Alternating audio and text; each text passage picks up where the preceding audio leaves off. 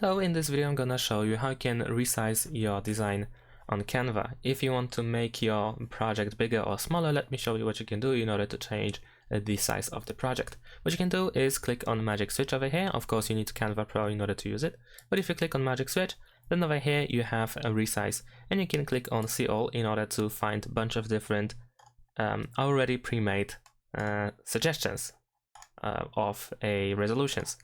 But you can also go back, and then over here where you have browse by category, you can also choose custom size, and here you can pick your own size. If I want to, I can for instance make it 800 by let's say 600, and then I can press continue, and then after a second I can decide if I want to copy and resize this current project.